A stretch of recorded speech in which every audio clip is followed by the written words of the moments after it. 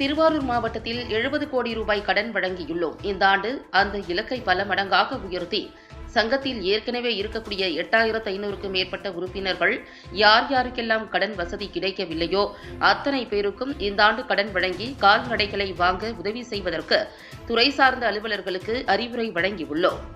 பால்வளத்துறை அமைச்சர் பேட்டி.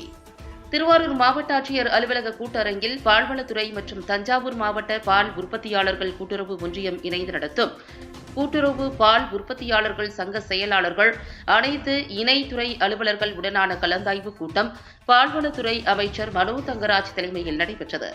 இதில் தொழில்துறை அமைச்சர் TRB ராஜா, மாவட்ட ஆட்சியர் மோகனச்சந்திரன், திருவாரூர் சட்டமன்ற உறுப்பினர் பூண்டி கலைவாணன், திருத்துறைப்பூண்டி சட்டமன்ற உறுப்பினர் மாரிமுத்து உட்பட பலர் கலந்து கொண்டனர். கூட்டத்தை தொடர்ந்து சங்கங்களில் தரத்தின் அடிப்படையில் பால் கொள்முதல் செய்ய ஏதுவாக 29 சங்கங்களுக்கு பால் பரிசோதனை கருவிகள் மற்றும் 23 சங்கங்களுக்கு பால் பரிசோதனை கருவிகளை பால்வளத்துறை அமைச்சர் பயனாளிகளுக்கு வழங்கினார். தொடர்ந்து பால்வளத்துறை அமைச்சர் மனோ தங்கராஜ் செய்தியாளர்களிடம் தெரிவிக்கையில், திருவாரூர் மாவட்டத்தில் விவசாய பெருங்குடி மக்கள் அதிகம் வாழும் மாவட்டம்.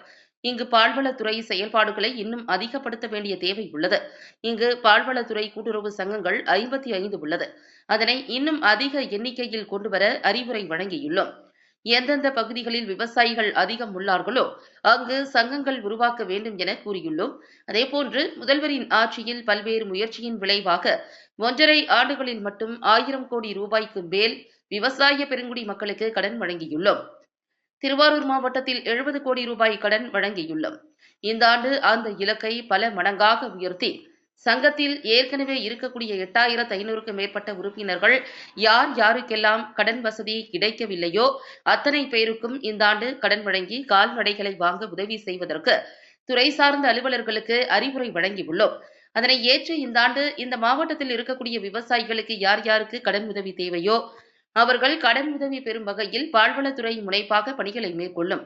விவசாய பெருங்குடி மக்கள் முதலமைச்சரின் ஆட்சியில் நியாயமான விலை கிடைப்பதற்கு ஸ்பாட் அக்னாலஜ்மெண்ட் திட்டத்தை அறிமுகப்படுத்தி அதன் மூலமாக விவசாய பெருங்குடி மக்கள் தங்கள் உற்பத்தி செய்யும் பாலுக்கு நியாயமான விலை பெற்று வருகிறார்கள்.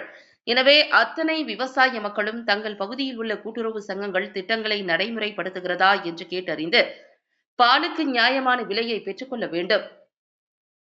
மன்னார்குடியில் சிறப்பு திட்டம் கொண்டுவர உள்ளோம்.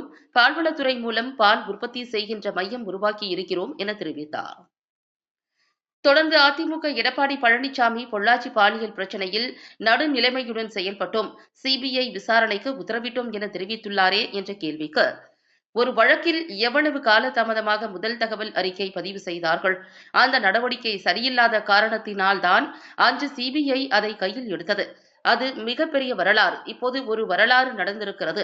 வெற்றி விழா கொண்டாடி கொண்டிருக்கிறார்கள். எதற்காக வெற்றி விழா கொண்டாடுகிறார்கள் என்று எங்களுக்கும் தெரியவில்லை, உங்களுக்கும் தெரியவில்லை.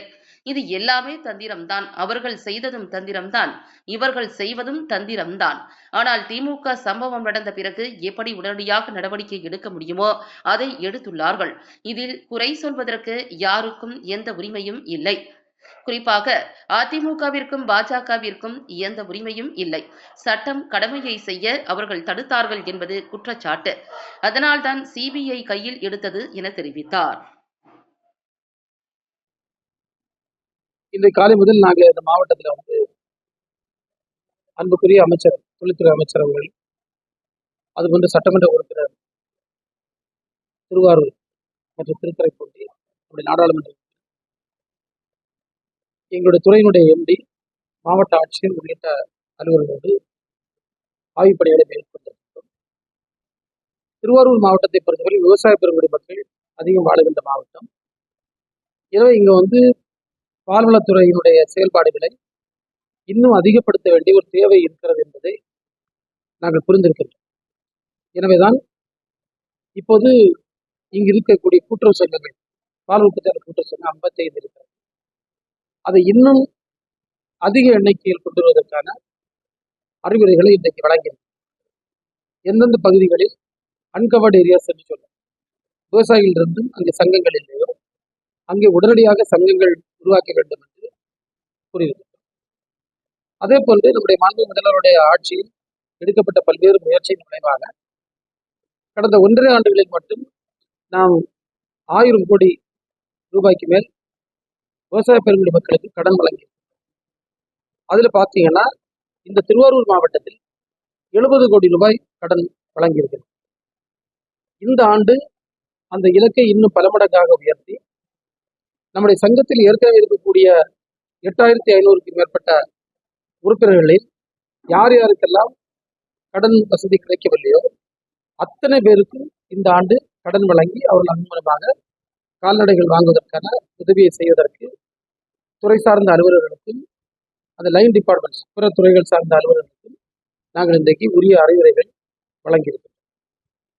அதை ஏற்று இந்த ஆண்டு இந்த மாவட்டத்தில் இருக்கக்கூடிய விவசாய பெருங்குடி மக்கள் யார் யாருக்கெல்லாம் கடன் உதவி தேவையோ அவர்களெல்லாம் கடன் உதவி பெறுகின்ற விதத்தில் பால்வளத்துறை முனைப்பாக அந்த பணிகளை மேற்கொள்ளும் என்பதை சொல்லியிருக்கின்றோம். அதே போன்று விவசாய பெருங்குடி மக்கள் இன்றைக்கு நம்முடைய மாண்பு முதல் தலைவர் என்ற ஆட்சியில் நியாயமான விலை ஃபேர் பிரைஸ் கிடைப்பதற்காகத்தான் அந்த ஸ்பாட் அக்னாலஜ்மெண்ட் என்கின்ற திட்டத்தை அறிமுகப்படுத்தி அதன் மூலமாக இன்றைக்கு விவசாய பெருங்குடி மக்கள் தாங்கள் உற்பத்தி செய்கின்ற பாலுக்கு நியாயமான விலையை பெற்று வருகிறார்கள். எனவே அத்தனை விவசாய பெருங்குடி மக்களும் தங்கள் பகுதியில் இருக்கக்கூடிய கூட்டுறவு சங்கங்கள் அந்த திட்டத்தில் நடைமுறைப்படுத்துகிறதா என்பதை அவர்கள் கேட்டறிந்து பணிகளை மிக தீவிரமாக வேகமாக நாங்கள் நடத்துகிறோம்.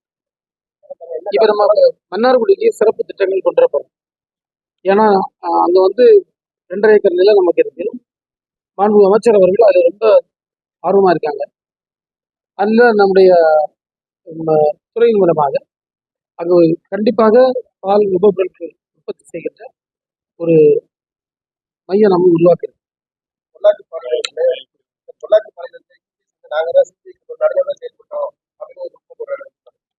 எல்லாத்தையும் உரிமை கொண்டாடுவாங்க. அதாவது ஒரு வழக்குல எவ்வளவு காலதாமதமா எஃப்ஐஆர் ஃபைல் பண்ணாங்க, அந்த நடவடிக்கைகள் எவ்வளவு சரிவராம இருந்தனாலதான் சிபிஐ கையில் எடுத்தது. இதெல்லாம் பெரிய வரலாறு. இப்போ ஒரு வரலாறு நடந்திருக்கு. சிலர் வெற்றி விழா கொண்டாடுவாங்க. எதுக்கு வெற்றின்னு உங்களுக்கும் புரியல, எங்களுக்கும் புரியல. இது எல்லாமே தந்திர வேலை தான். அவங்க செய்யும் தந்திரம் தான், இவங்க செய்யும் தந்திரம் தான். ஆனா திமுக நீங்க சம்பவங்கள் நடந்ததுன்னா எப்படி ஹவு வி ஆர் ரியாக்டிங், அந்த குற்றங்களை உடனடியாக எப்படி துரித நடவடிக்கை எடுக்கும்.